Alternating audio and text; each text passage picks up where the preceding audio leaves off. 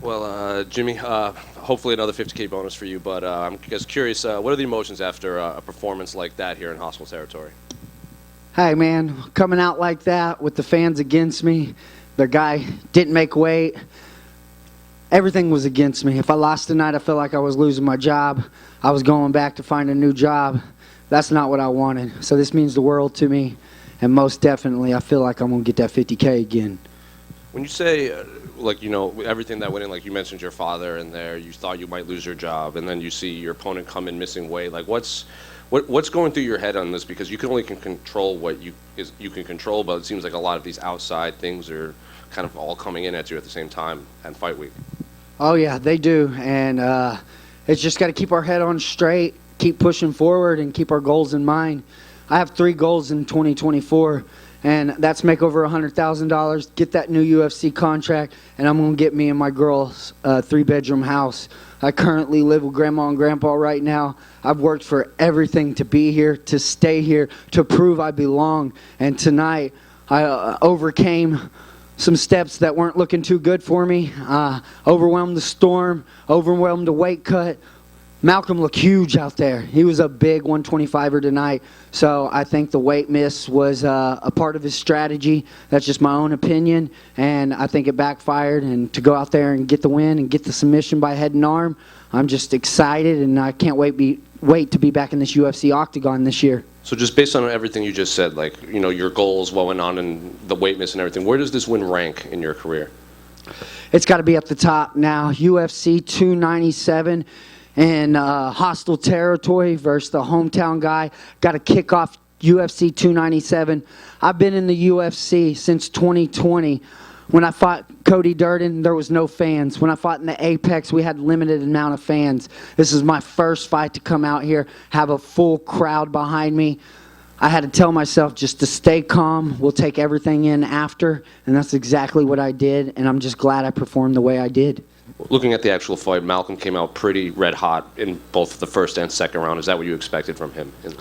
Oh yeah, Malcolm's job was on the line. He's 2-4 in 6 UFC fights on a 2-fight losing streak, and he missed weight in this fight. He missed weight in his last fight. If the guy was going to keep his job, he had to finish me in brutal fashion, and that was his game plan. I don't blame him, but I wasn't going to let him do it. Were you hurt at all in there? Because it looked like he had clipped you a few times when he was rushing, especially at the beginning of the second round. Oh, I'm pretty sure his hands hurt worse than my face. How close was that Von Flue choke at the end of the first round? Oh, he was gurgling. He had less than 5 seconds. If I would have had a little more time on that clock, it would have been it. But if y'all watch that Tuesday night contender fight against Nate Smith, he was gurgling at the end of the second. He got finished in the third. Malcolm was gurgling at the end of one. He got finished in the second. So final one for me. I know you laid out your goals outside of the octagon, but I guess do you have a name you want next, or when do you want to return to fight? I want anybody the UFC will give me, but I want that Cody Durden rematch. I know he wants it. I don't need it as much, but since I left the UFC octagon, he built up some wins. He got into the rankings, so I want to take everything he worked for again. Jimmy over here. Congrats on the win. What was it like going in there? You wanted to fight in front of a crowd, but obviously a different scenario this time with the crowd being against you. How was that whole experience for you? Man, it was great. I'm still trying to take it in. They kind of confused me because if you were at ceremonial weigh-ins, I got more cheers than he did. So I was like, oh, this is going to be a pretty good night tomorrow. And then when I walked out, you could hear the boos. And I just took it all with a grain of salt, knew what I was here to do, and I'm just glad I was able to get in there and take care of business. And in terms of just getting this win, I know it's been a long road for you. Your last one was in 2020. I know there's been some gaps in between there, obviously with the retirement and all that. How does this win compare to maybe the debut that you had, which is was a lot faster? It's hard to compare it because the debut was a flying triangle. It was my debut. I was also supposed to fight 2 weeks before that. He had pink eye. We turned around. We did it again. We had 2 weight cuts. There's so much that goes into this, but bar none, this is the best win I've ever had to do it in somebody else's country, their hometown, kick off the card. I really, really appreciate the UFC, Dana White, Mick Maynard, Sean Shelby, all of them to give me this opportunity to come out here and fight this guy in his home country to kick off UFC 297 for a card like Sean Strickland versus DDP. Was this the last fight on your contract? unless they give me a new one. Well, that's what I mean. You must be Yeah. good about that performance, going back to the UFC after getting a finish. That's obviously something they like to see. Yes, sir, most definitely. I am 2-2 in the UFC. 4 fights, never hit the scorecard. Don't plan on hitting the scorecard. And if I get that bonus tonight, 3 out of 4 fights, there's been a bonus. Alessandro Costa got a bonus. I got a bonus, and I plan on getting another one. This last one for me. What do you got planned for the big win tonight? I'm gonna go eat some pizza and drink some Bud Light. Jimmy, right here. Just a quick one from me. Did Malcolm say anything in regards to the weight miss, apologize for it, or say what had happened? We passed each other the other day, and when he was coming up, I was like, "Did you make it?" And he said, "No, I was too tired." And I was like, "We're all tired." And he said a little comment back. I don't know if it was disrespectful or what it was, but I didn't hear it. All I knew is I got an extra 20% tonight, baby. Thank you. Jimmy, right here, right in the middle. When you say that the weight mess for Malcolm sort of backfired on him, obviously he lost the fight, but do you feel like it negatively impacted his performance, whether that's cardio or something else?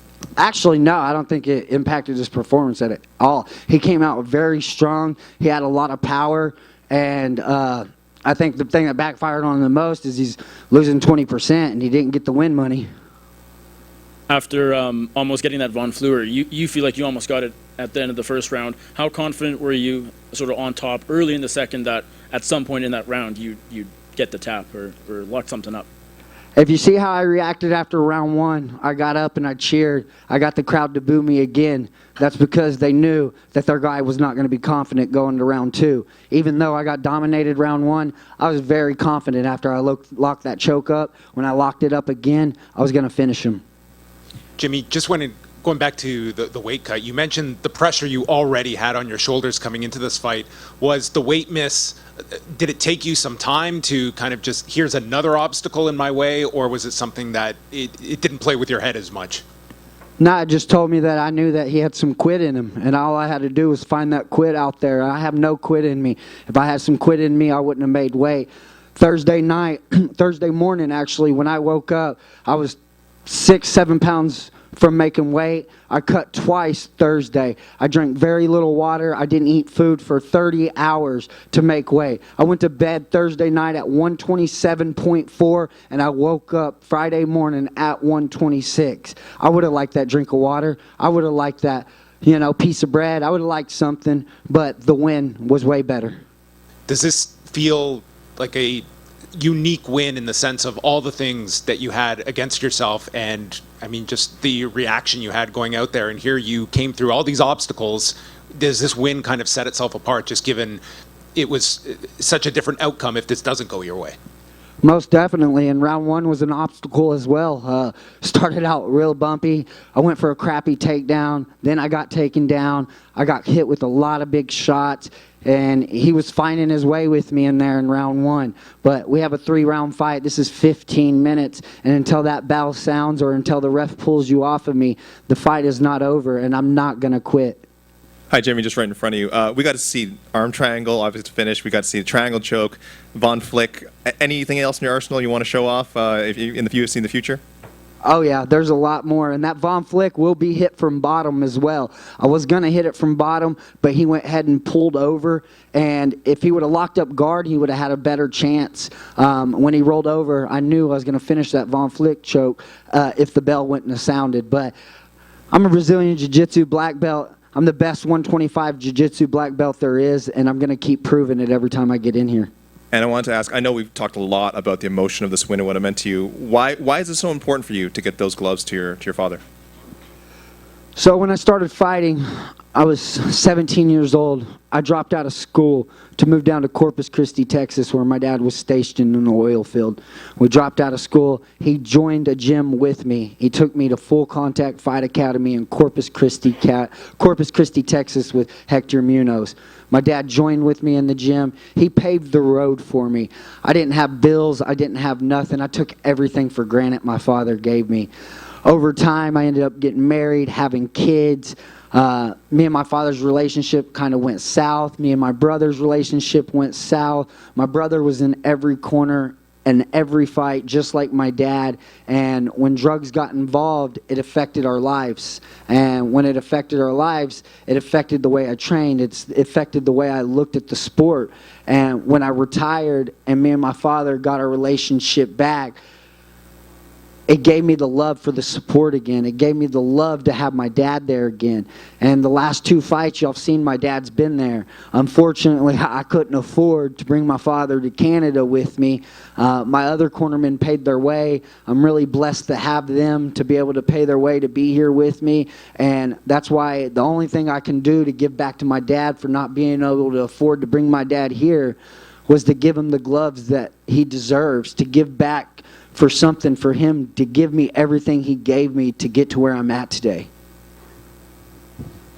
One more in the front. You said you had the best jiu-jitsu in this division. So I guess what sets you apart from fighters like Pantoja and Makhaev and everyone that they rack up a lot of submission wins here in the UFC? A lot of people they just don't have the jiu-jitsu that I have. A lot of people tell you in jiu-jitsu, position before submission, meaning you keep a position before you go for a submission, because if you lose it, you're going to be in a bad position. Well, my coach gets on to me. I know. No position before submission, but I'm submission all day. If y'all watch the Tuesday Night Contender, I will go for submission left and right.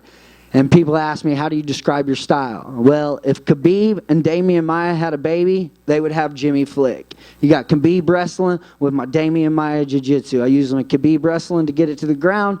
I dominate them, and I use my Damian Maia jiu-jitsu to sub them up. One more right here. Now you have 17 wins, 15 by way of submission. Were you surprised by Gordon's decision to take you to the ground round 1?